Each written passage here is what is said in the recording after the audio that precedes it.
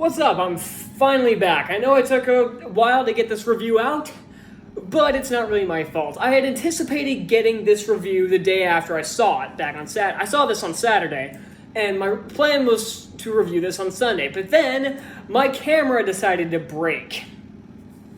So I had to put this off while I got it fixed, and we're finally back in gear to get my review of Shang-Chi and the Legend of the Ten Rings.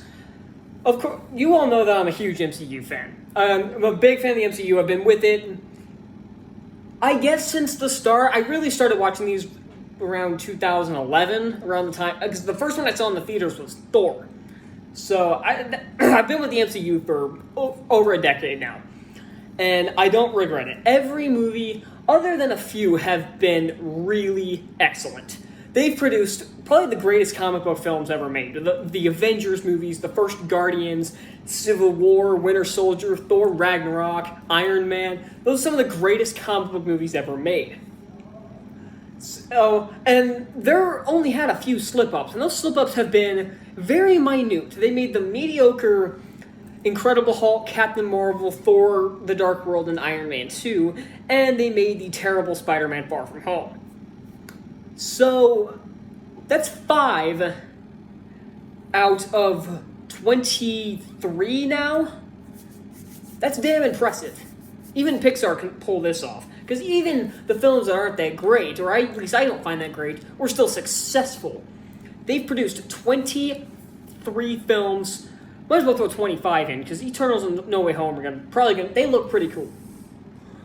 So, even Pixar can pull this off when they had garbage like Brave, The Good Dinosaur, and Cars 2, and Toy Story 4. So, the MCU is probably the most impressive franchise out there. Because it has the impossible task, especially when it started, of making these smaller B, C-list comic book characters now A-list comic book characters. Some of the most popular superheroes around.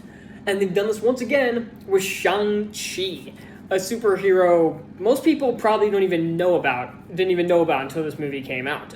Me included. Well, I knew about him, but I didn't know much about him. Because I've read many Marvel comics, but I didn't really read too many of the smaller heroes. Like Shang-Chi, I never read. So I went to this film completely blind. I knew what was going on with, like, his father's the Mandarin in this. He wasn't in the comic, but it's fine. And I got the basic plot of the movie, but man, was this a really good film. This was a really cool action movie, and I'd honestly say it's up there with Marvel's best. Although Marvel's best is about 15 of their 23 films, so it's definitely up there. I would say this is definitely better than Black Widow. I really like Black Widow. As time goes on, though, my thoughts on it have kind of deteriorated a bit, mostly due to Scarlett Johansson's behavior and the bullshit lawsuit she pulled against Disney that went absolutely nowhere, which I found hilarious. That kind of deteriorated my liking of the film a bit, but I still really like it. Shang-Chi is just another level.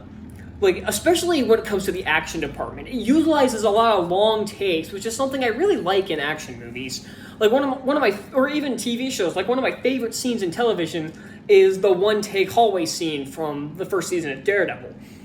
And it utilizes a lot of long takes, and it doesn't have overly done editing. Something I complained about, like, you remember what I complained about Mulan last year, which is kind of similar to this one if you really think about it. Because it's like an Asian-style action movie. That's about as close as I can get to a comparison there. Was featuring someone with great power, but this one does it better in every single way, because the characters are actually very interesting. Even someone like Katie, played by Awkwafina, is that her name? She was still really likable in this. I know a lot of people don't like Awkwafina.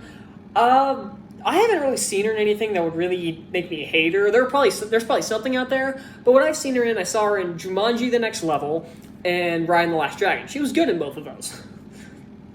So I liked her here as his best friend Katie, and what I did like is that this wasn't a romantic subplot. Well, I think they kind of made it that way at the very end, and if they didn't, it probably will be in the next film. But I did like the fact that they were just friends the entire time. I liked his sister. I can't remember her name, but she was badass. I liked his sister. Like I said, I liked all the characters, especially the villain, the Mandarin. Something that pissed everyone off back in 2013 with Iron Man 3, which I'll get back to in a second. They pissed them off with the Mandarin twist that Trevor Slattery, is it Slattery? I can't remember. I think that's how you say it. Played by Ben Kingsley, was not the real Mandarin. He was an actor. The Mandarin was Aldrich Killian, played by Guy Pearce. I didn't have a problem with Guy Pearce, but why was he the Mandarin? This white guy with Asian dragon tattoos? Come on. I don't have a problem. Like, whitewashing is just as annoying as every other time someone changes the race of a character just because they can. It pisses me off when they do it no matter which way, unlike other people who just complain when it's turned into a white person. But that wasn't even my problem. I didn't mind the Mandarin twist, but I just thought Killian was lame. I just thought the character was lame, and I thought he shouldn't have been the Mandarin.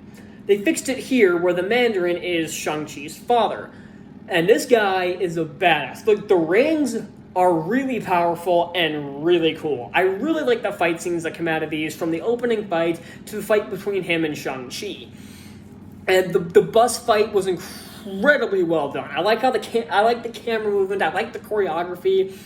Like I said, I said how this film utilizes long takes, and there isn't. And I compared this to Mulan, because Mulan was overly edited to hell, and that's one of the reasons I hated it so much. Is because you couldn't see the action due to the god awful editing. Here, the editing is fantastic. Like, no scene feels out of place. No shot, every shot composition works. None of the cuts feel like none of the cuts feel sloppy. The action is filmed very well, and it doesn't try to distract you with shaky cam or quick cuts. And that's something else Snake Eyes had a problem with shaky cam, but this one avoids that pitfall as well. And just the story, I like the family dynamic in this film. I like family dynamic stories. Like, I know people complain that why did they make it his father? They had to make it another son versus father movie, but honestly, I didn't mind it. I thought it was actually a really cool idea. I liked the character. He has a very relatable, well, I guess could be relatable motivation, although it's the same people who will say Thanos was relatable. I think you mean he's understandable, because if you're saying Thanos is relatable, and same thing here, he's willing to, but here he's being manipulated into thinking he can bring his dead wife back, because he basically caused her death, and it's channeled by grief, and I really like that. Something that Steven Universe does very wrong, this movie does very right. And the music really fits. I love the music for the film. The MCU people have shit on the music in the MCU. The MCU's never had a problem with their music, especially movies like Guardians of the Galaxy, the Thor movies, the Avengers movies. They've all had good musical scores, and this one's no exception. And the weird thing about the MCU films is that these are like shorter reviews than other movies, is because there's only so many ways I can say how good a movie is. When it's a bad movie, those are when my reviews get super long.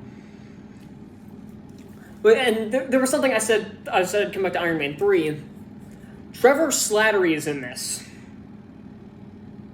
That is awesome. Because apparently he was taken by the real Mandarin, he was thrown in jail.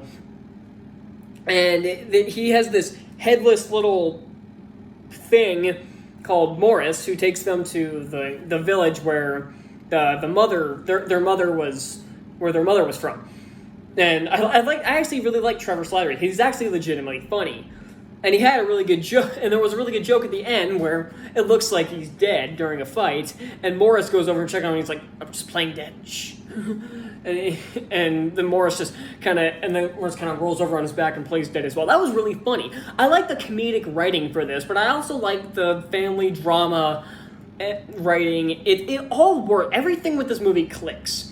Nothing seems out of place. Nothing was really bad in this. I can't really think of anything that was bad. The pacing's all good. I like that this didn't feel as long as it was. This movie's 2 hours and 12 minutes. It didn't feel that long. It was a really quick movie, and I really appreciated that.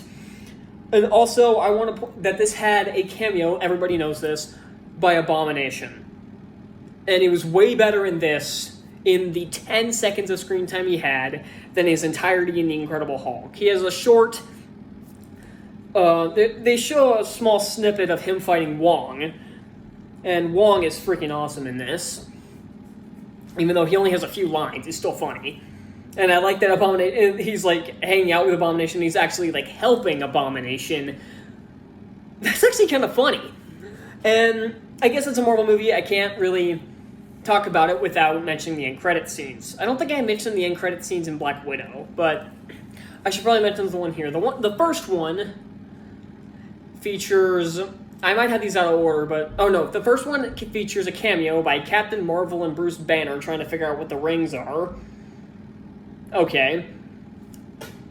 And then, that's an okay scene, it's fine. Then the second one sets up the sequel, of course, with his sister now taking over the 10 rings. She said she was going over to shut them down, but instead she took it over. I kind of figured it was going to happen, but it was still pretty cool. I'm not going to lie. So, I would love to see a sequel to this, too. I really would. So yeah, Shang-Chi, if you're a Marvel fan, you've probably already seen it. This movie's doing very well at the box office. Way better than it was anticipated to be.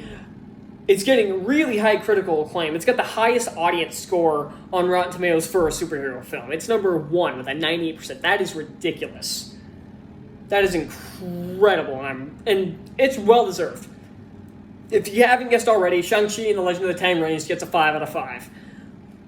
I can't really think of a problem with this movie. Go see it. Even if you're not a Marvel fan, which there are very few of them out there, go see it. Thank you all so much for watching. Be sure to hit that like button down below. Subscribe for more reviews like this. What did you think of Shang-Chi and the Legend of the Ten Rings? Did you think it was as good as I did? Did you think it was okay? Did you not like it for some reason? Let me know in the comments. And since I've got my camera back, I'm going to be posting these videos a lot more frequently because I ended up taking a hiatus that was not my fault. So, yeah, this was supposed to come out like 3-4 days ago. But, yeah, that's all I got for Shang-Chi, and if you'll excuse me, now I have to go set up for the rest of September. The next one's Prisoners of the Ghostland. It's Nicolas Cage, so I have mixed thoughts.